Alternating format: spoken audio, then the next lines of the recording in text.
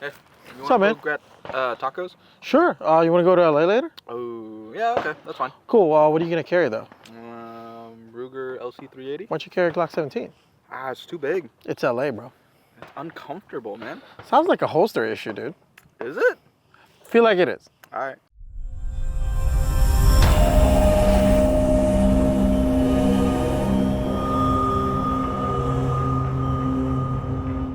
Hey guys, this is Brendon from Tap Rack Bang Train. Today we're going to talk about the different types of Kydex holsters out there. Now, get this out of the way first. We all agree, right, that leather holsters and nylon holsters are a thing of the past, right? You don't see cops and military personnel with nylon holsters as duty rigs no more, and you don't see a lot of leather holsters being carried no more, okay? So Kydex is the way to go, especially since a lot of our guns now are striker-fired, right? Separate video on how unsafe that is with striker-fired guns. So let's start with the first concept, right? Number one, people spend thousands of dollars in guns, but they spend the minimal amount of money when it comes to holsters. And we see this a lot in our CCW classes. For example, there's this Amazon special holster right here, right? This is so disgusting. Super basic. From the get-go, you're gonna take a look at it and it's gonna say, hey, is it good enough? Well, let's take a look. So I got a somewhat full-size 1911 right here. Put it in the holster right here, right? Some people would think that they're concealing this side of the firearm, right? But in reality, it's the grip that pops out around your waistline that you're actually concealing. So let's take a look at this, okay? So basic holster right here, right? It has this non-tuckable clips, which we'll explain in a moment. You got your retention right here where you can either adjust this, tighten this up to get the retention of the firearm. I think this is just rightfully so enough to where the gun doesn't fall off, right? What you can do is you can loosen this up, tighten it up depending, right, on what you want and how retained you want that pistol. But after that, the features on this holster stops, right? And Brendon, is that bad? Actually, it is, right? So when people buy this holster, what would end up happening is they would tend to buy smaller guns because the holster does not conceal well, right? So when you put this in your waistband, right, the belt loop goes through here, and what would end up happening is this side of the firearm or the grip will pop out, okay? Because there's nothing preventing this firearm from staying or moving towards your body, okay? So if it's in the front of your body right here, it would just pop out like this. I don't know if you guys can see it from the side right there. And there's nothing making it hide towards my body, right? It's the same thing too. If you're 4 o'clock, it'll pop out. One of the main features this basic holster lacks is a cam bar or claw, right? Now, I have a T-Rex arm right here. They call this their Raptor claw. And then I have a tentacle right here. This is what their cam bar. So let's talk about this, right? So let's say you have this T-Rex arms holster. If taking out this Raptor claw, it would be the same concept as this, right? So it's sitting in your body, right? Let's put this Glock in there real quick, right? So it's popping out. The grip is, you know, visible through your shirt. But after you install the Raptor claw, as the belt cinches down, right? What it's doing is the Raptor claw is pulling the holster closer to your body. Is it's moving the grip closer to your body, hence concealing it better on your person. With Raptor claw in play, let's talk about more features that this T-Rex arm holster has, right? Now, quick reminder, this is their Gen 1 holster. They have better holsters now in this specific design. But the second one is clips, right? So if you see this clips right here and the difference between this clip right here, obviously they both clip into your belt and they likely work fine. But if you have to tuck in your shirt, right? If you have to tuck something over your gun, this holster right here has space for you to put a shirt over, right? So you can pretty much come up here, just put your shirt over, right? And then tuck a shirt in behind, right, your holster. So if you're one of those guys that are being forced to tuck in a shirt at work or whatnot, you'll be able to utilize this holster, right? And not have the gun popping out. Yeah, tuck it right in there. Versus this one right here, where there's no space for you to have your shirt tucked in here. That would be a problem if you're having to, you know, tuck your shirt in. It would actually be obvious. Another beauty about this type of clips as well is the adjustability part of it, okay? One, it has elevation, right? With these types of clips, you can increase the elevation from the base of the holster, okay? So these rubber washers right here, they sell longer screws, right? So you can elevate this one, pushing the gun more to your body. This has also the capability to move up and down, right? A little bit more, I should say, than what these guys have, right? Where the only adjustment these guys have, so I loosen this up enough that you can adjust it, is left and right. That's it. Like that's it? Yeah. Right? It has the ability to do that, which, by the way, doesn't help you as much. It does help you when it comes to your draw, though, in the angle, but it doesn't help you as much when it comes to concealing. Why is the ability to adjust your clips important when it comes to a good CCW holster? There's this thing called ride height, right? For example, right? So this would be sitting, your pant line would be right here, right? So if I were to grip this gun, right, there's still enough space in between the belt itself and my grip, right?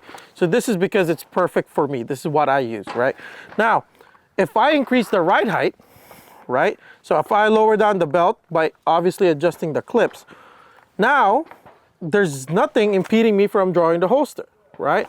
The problem is though, is since the belt loops, right, granted it's adjusted, it's lower, once you cinch it down, it will tend to cant forward, right? Now your gun is exposed and now your gun can be seen through your shirt, okay? You're printing. Going the opposite way, right? So adjusting this belt loop all the way up here, right? To its maximum lowest ride height, right? When I grip the gun, your finger will impact where that belt loop is at, right? Or where your belt is at. As you're drawing fast, what you're gonna have to do is you're gonna have to use your fingers to dig in through that pants and that belt loop, right? In order for you to draw the gun. So the rule of thumb is to find the perfect ride height to where the gun is still concealed, but you're still able to draw, right? So, how? Say when, height-wise. I'm gonna start up here. Just tell me when. The lower the ride height, the easier it is to conceal, but the harder it is to draw the firearm. The higher the ride height, easier to draw, but it's significantly harder to conceal the firearm. Now, you got your Raptor claw or cam bar, you got your adjustable clips and tuckable clips. But even in the category of tuckable clips, there's a big difference between a really fancy clip versus a basic clip, right? Let's talk about the difference. Now, by the way, there's nothing wrong with these clips. I've used one for years and they've worked. I have broken one. The way that I broke it is as you take off your holster, right, from your pants, what you have to do is you have to lift this guy right here, okay? Unless you're one of those weirdos that put your pants on, put your holster in, and then loop the holster through the belt. Make it weird. I do know of a client that does that, but please don't do that. That's weird. Anyway, the way I take this off is I pull this apart and I lift the holster away from my pants, away from my belt. What it's doing though is creating a stress area right here, which mine eventually broke, okay? But guess what? They're super easy to replace. You can order one from TRX Arms or LAS Concealment, TRX Concealed, and they'll probably ship it to you super fast. This Seneca holster comes stock with a DCC clip, right? Discrete carry concept clip. Same concept on the way they work, right? But these ones are made out of metal, okay? They have this ability to spring back into shape, right? And they're a little bit more secure on your belt. Like the first time I did Tenecore, my main complaint about it is that, you know, how hard it was to take off your pants, right? Which, by the way, as you go through concealed carry, it's one of the least things that you should be worrying about because having good retention on your holster will help you all throughout the day, okay? So they're metal, they're more retained, and they're more rigid. One thing that just blew my mind right now, I never really knew about it or noticed it, but take a look how fat these plastic clips are in comparison to these DCC clips, right? On top of that, how shiny they are too, right? Yeah, Brendon, I can paint it matte black, whatever, sure. But the reason that these plastic clips are a little bit more beefy is because it needs to have structural integrity, right? So they need to be fat, right? They need to be beefy in order for them to maintain their structure. If not, it's gonna crack easily, right? On these metal clips, on the other hand, they can be as thin as they can because, you know, obviously metal has more structural integrity, right? So you're able to just have super thin clips. So when it comes to concealability, these DCC clips or metal clips in general is definitely going to be easier to conceal than these plastic clips. Granted, you're tucking in your shirt, right? Obviously, if you're covering up, doesn't matter. Now, you got your Raptor claw, or cam bar, you got your clips, right? You got your tuckable clips. What's the next step up in a good holster, Brendon? Well, if you take a look at the bump right here, that's not necessarily part of a regular holster, right? So if you take a look at this M&P 2.0, this holster is formed around it and there's no bump, right? This bump is added by Tenacor. This is actually what they call their body contour, right? So it does two things. One, it adds a little bit more comfort, right? Because it goes in between the crevice right there between your legs and your crotch area, right, as you're carrying. Two, it adds this effect right here, right? So first one is the holster is fatter on the bottom end, right? So the center of your belt's right here, and it's fatter on the bottom end. So what will end up happening is as the holster goes flat against your body, right here, the gun moves back towards your stomach area, right? Regular holster would just be like this, right? If the cam bars, this body contour is not here, well, boom, now the holster is closer to your body. Second, the contour is angled like this, right? If you take a look, the body contour is beefier in the front, but it comes down as it comes back towards the rear of the gun, okay? So what it does is, obviously same concept here, it brings the gun back towards your body, but since this side is less beefy, what it also does is it cants that grip closer to your body. So take a look at this effect, right? So if I were to simulate this effect, the gun would come closer to my body, and then the cam bar and the contour being lighter in this end of the gun would bring the gun this way, okay? Like we said in the beginning of this video, holsters usually have to conceal this part of the gun, right? Because when you're walking around, this part of the gun is underneath your pants, right? This is the one that pops out a lot more. So, body contour is beefy in the front and it comes down as you go to the back. The body contour is also beefier in the bottom and it comes down as it comes up. So what it does is it brings it back this way and it brings it back this way, letting you conceal a full-size gun. You have got to figure your angles just right. Brendon, do I have to buy a Tenacor? Well, if you can, go for it. But the big thing about Tenacor is they only sell their holsters with a limited amount of models that are out there, right? So they got ones for Glocks, they got ones for SIGs, and they got ones for 2011s. That's it, right? They have one for M&P Shields, but they don't have one for M&P 2.0s, standard 1911s, and any other model out there, CZs and all that stuff, right? So what do? Well, if you have a model of firearms that Tenacor doesn't support, right, what you can do is you can buy from LAS Concealment, TRX Concealed, or TRX Arms. You can get yourself a customized holster like this one, right? And then you can go to TRX Concealed and buy their foam wedge, right? So what it does is the foam wedge has an adhesive part in one side, right, which is flat, and then you got the bump, which is, you can put it up here, essentially creating yourself a body contour, okay? On top of that though, since it's foam, you can customize how aggressive, how less aggressive that body contour is by just cutting the foam. And they're cheap enough that if you mess it up, just buy another one. The world wants what we have, and they want it cheap.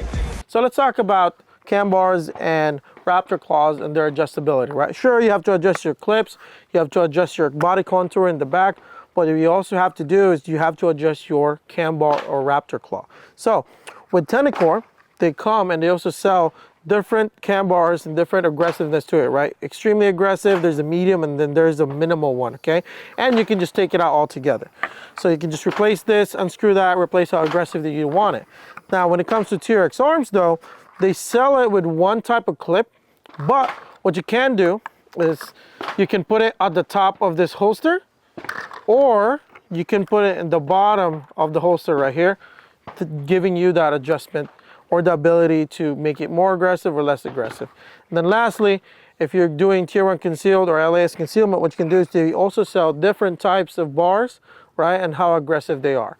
And then there's even ones where the bar actually comes out here, and then they put the cam right here where you can stack them, right? The point of this video is if you're investing a lot of money in a firearm, right, like this guy right here, this guy right here, not that one, or this guy right here, if you're investing a lot of money in firearms, invest a lot of money as well in your holster, right?